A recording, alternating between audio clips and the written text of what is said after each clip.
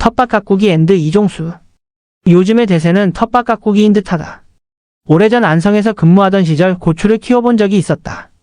4년 정도 근무하는 동안 3년을 키웠으니 제법 경험이 쌓인 셈이다.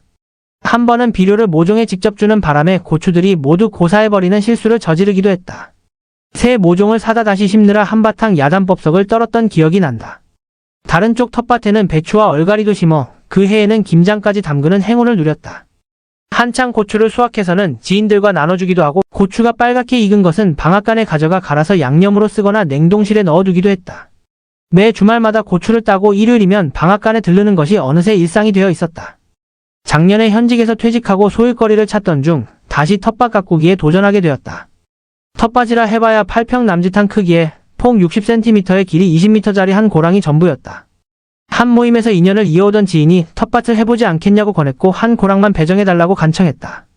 5월 말쯤 텃밭이 배정되었다는 연락을 받고 부랴부랴 인근 꽃가게에서 고추와 상추 모종을 사들고 달려갔다.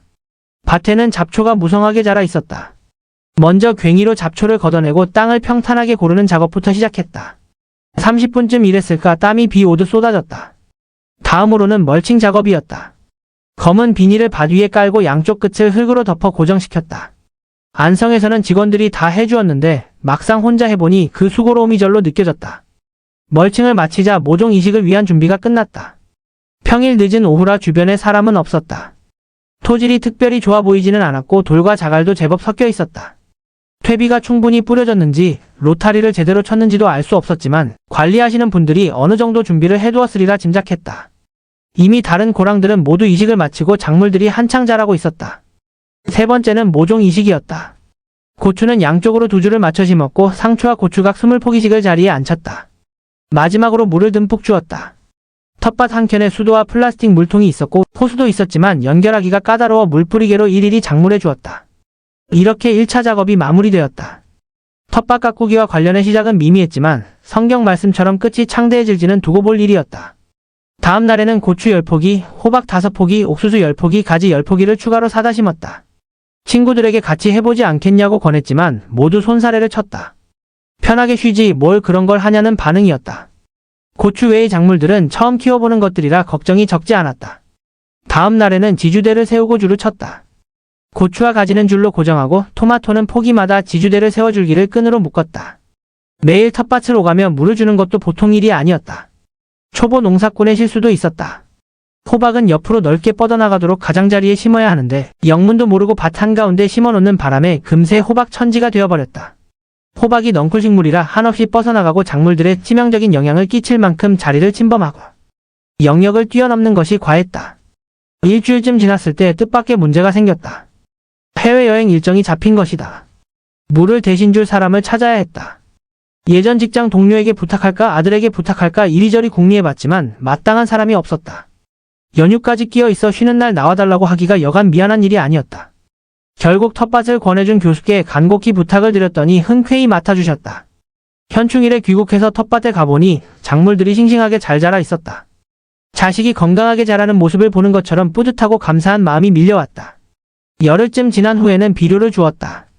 예전의 실수를 되새기며 뿌리에 직접 닿지 않도록 멀칭 비닐 사이사이에 홈을 파고 비료를 한 움큼씩 넣어 흙으로 덮었다.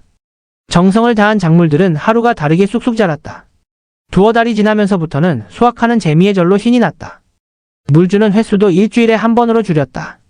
뜻밖의 병해충이 생긴 가지에는 목초액을 뿌려보았지만 별 효과가 없었다. 상추는 뿌리를 충분히 내려 싱싱한 잎을 선사해 주었고 고추도 친환경으로 키운 것을 마음껏 맛볼 수 있었다. 가지는 무당 벌레가 잎을 갉아먹어 속을 썩이기도 했다.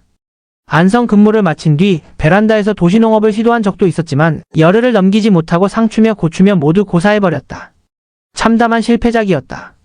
이번에는 그 아쉬움을 만회라도 하듯 텃밭 일에 공을 들였다. 어느새 텃밭 가장자리에 잡초가 다시 돋아나 제초하는 것이 또 하나의 큰 일거리가 되었다. 낮과 장화를 새로 장만했다. 여름에는 모기가 골칫거리였다. 잠깐 수확을 하는 사이에 팔다리 곳곳을 모기에 물려 강제로 헌혈을 당했다. 모기에 물린 자국이 벌겋게 부어올랐다가 며칠 지나 가려움이 극에 달했고 결국 약을 발라야 겨우 가라앉았다. 팔에는 토시를 끼어 어느 정도 방비가 되었지만 다리는 모기의 속수무책이었다. 그래도 더운 한철을 텃밭에 매달리다 보니 보람이 있었고 농부의 마음을 조금이나마 헤아릴 수 있었다. 이따금 마주치는 텃밭 동지들은 또 다른 기쁨을 안겨주었다. 어깨너머로 배우기도 하고 경험을 나누는 이야기 상대가 되어주었다. 직접 키운 것이 밥상 위에 올라 입에 닿는 순간의 행복은 말로 다하기 어렵다. 텃밭을 가꾸면서 작물을 직접 키우고 가꾼 사람만이 알 수 있는 특별한 즐거움은 이루 말할 수 없을 지경이다. 고추, 가지, 호박잎, 상추, 방울토마토, 옥수수. 제 손으로 키워낸 작물들을 바라볼 때의 뿌듯함은 소소하지만 진한 기쁨이다. 어린 시절 시골에서 맛보던 호박잎쌈과 풋고추의 맛이 아련하게 떠오르기도 한다. 언젠가는 텃밭에서 더 나아가 제대로 된 농사에 도전해보겠다는 거창한 꿈도 살며시 꿔본다. 작은 텃밭이 앞으로도 더 큰 삶의 즐거움과 안온함을 안겨주기를 기대해본다.